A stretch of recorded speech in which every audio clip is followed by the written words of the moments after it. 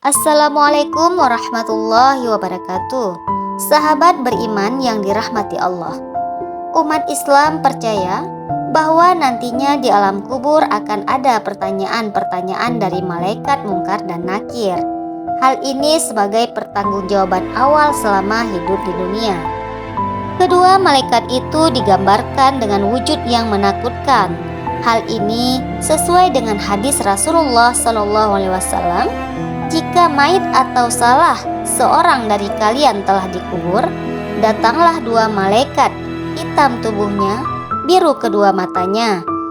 Satu dari keduanya bernama Al-Munkar dan yang satunya An-Nakir. Hadis riwayat Tirmizi. Dari penggambaran itu kita sudah pasti takut untuk melihat mereka.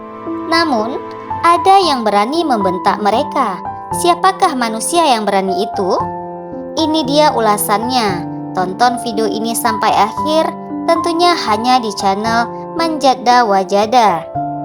Namun sebelum kita lanjut, jangan lupa tekan like, subscribe, dan lonceng notifikasi untuk mendukung channel ini untuk menyiarkan syiar Islam.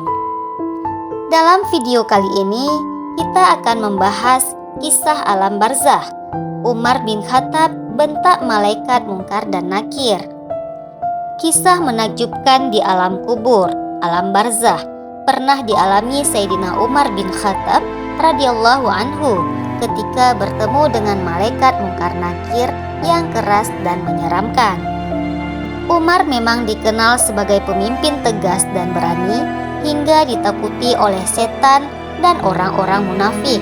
Ternyata beliau juga disegani oleh malaikat Mungkar dan Nakir. Berikut kisahnya diceritakan dalam kitab Al-Imam fi Bayan Adilati Al-Ahkam karya Izzuddin bin Abdissalam. Kisah Umar membentak malaikat Mungkar Nakir ini juga ditegahkan.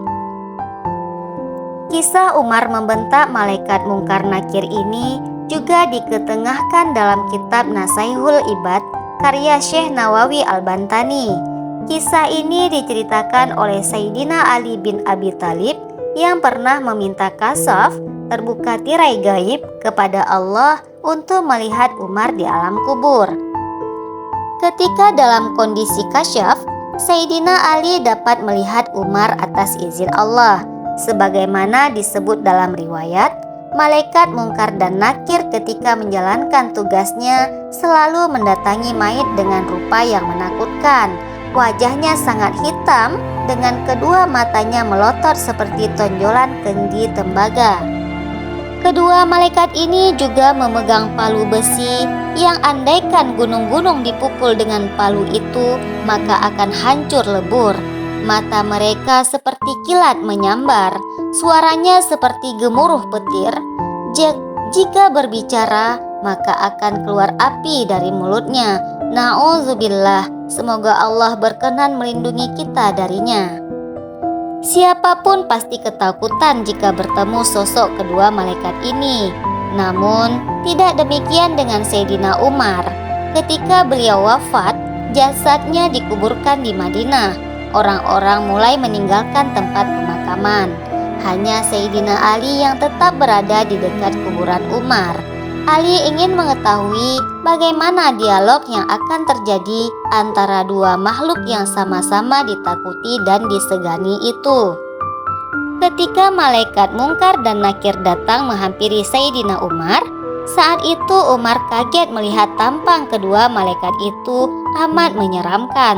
Tanpa banyak basa-basi, kedua malaikat itu langsung bertanya, "Man Rabbuka? Siapa Tuhanmu?" Kemudian Umar membentak Mungkar Nakir seraya berkata, "Kalian tahu sedang berhadapan dengan siapa?" Kedua malaikat itu pun terkejut karena baru kali ini mereka dibentak. Umar berkata kepada Mungkar dan Nakir dengan nada keras, "Aku ini sahabat Nabi, sahabat kekasih Tuhanmu." Akhirnya malaikat Mungkar Nakir menghadap kepada Allah melaporkan kejadian yang mereka alami. Allah pun memerintahkan malaikat Mungkar Nakir agar berpenampilan bagus dan lebih sopan ketika berhadapan dengan hamba-hamba pilihannya. Sejak peristiwa itu, Penampilan malaikat mungkar nakir menjadi lebih sopan ketika menanyai mayit dari golongan mukmin. Inilah salah satu karamah Sayyidina Umar yang membuat Sayyidina Ali takjub. Cerita Abdullah bin Umar. Peristiwa hampir serupa juga dialami Abdullah bin Umar, putranya Umar bin Khattab. Ketika Sayyidina Umar wafat, Abdullah bisa berkomunikasi dengan ayahnya lewat mimpi. Abdullah melihat ayahnya di suatu negeri dan menanyakan keadaan ayahnya di alam kubur. Lalu Sayyidina Umar menceritakan, ketika jasadnya sudah diletakkan di liang lahat, dua malaikat datang dengan rupa yang sangat menyeramkan. Mereka bertanya, "Siapa Tuhanmu dan siapa nabimu?" "Allah Tuhanku dan Muhammad nabiku," kata Sayyidina Umar. Kemudian Sayyidina Umar balik bertanya, "Kamu sendiri siapa Tuhanmu?" Lalu keduanya berbisik, "Ini adalah Umar," dan mereka pun pergi meninggalkan Umar. Hal serupa juga dialami oleh Yazid bin Harun, guru Imam Ahmad bin Hambal. Ketika malaikat mendatangi beliau seraya bertanya, "Siapa Tuhanmu? Apa agamamu? Siapa nabimu?" Namun bukannya gugup, grogi atau ketakutan, dengan santainya ia mengibaskan jenggot putihnya yang terkena debu. Yazid justru berkata, "Orang sepertiku ditanya begini, 'Saya Yazid bin Harun al-Wasiti. Selama di dunia, saya sudah mengajarkan hal ini kepada banyak orang selama 60 tahun. Mendengar jawaban seperti itu, malaikat mungkar dan nakir tampak mengalami perbedaan pendapat. Yang satu bilang, "Kamu benar. Kalau begitu, tidurlah sejenak seperti pengantin baru. Tidak ada yang perlu ditakutkan lagi setelah ini." Sementara malaikat satunya lagi belum puas dengan Yazid dan bertanya, "Apakah benar kamu meriwayatkan hadis dari Haris bin Utsman? Dia orang yang bisa dipercaya dalam hadis," jawab Yazid tegas. Meski kisah ini hanya sebatas mimpi, kisah Yazid bin Harun memberikan pesan penting tentang begitu krusialnya sebuah amal ketika setelah meninggal nanti. Memang benar bahwa kebenaran dialog Yazid dengan malaikat mungkar dan nakir sebagaimana diceritakan di atas tidak bisa diceritakan secara kasat mata. Namun sebuah hadis dari Al-Barra bin Azib menerangkan seperti berikut. Setelah ujian dengan malaikat mungkar dan nakir selesai dan berjalan lancar, kemudian datanglah seorang laki-laki berwajah tampan, berpakaian rapi dan beraroma wangi. Berkata, "Bergembiralah pada apa yang menyenangkanmu. Ini hari yang telah dijanjikan untukmu." Lalu si mayit bertanya kepadanya, "Siapakah kamu? Wajahmu membawa kebaikan." Kemudian laki-laki itu menjawab, "Aku adalah amalmu yang soleh." Kemudian si mayit berkata, "Tuhanku, segerakanlah hari kiamat supaya aku bisa kembali berkumpul dengan keluargaku dan hartaku." Hadis riwayat Imam Ahmad. Komitmen Yazid untuk beribadah kepada Allah juga tidak main-main. Selama 40 tahun lamanya, Yazid selalu salat dari zuhur sampai asar tanpa istirahat, maghrib sampai isya, dan lanjut sampai subuh tanpa istirahat juga.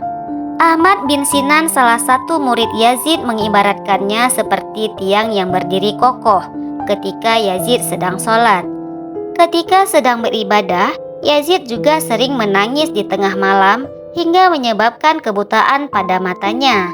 Inilah pelajaran penting dari kisah Sayyidina Umar bin Khattab dan Yazid bin Harun ketika disidang oleh malaikat mungkar dan nakir.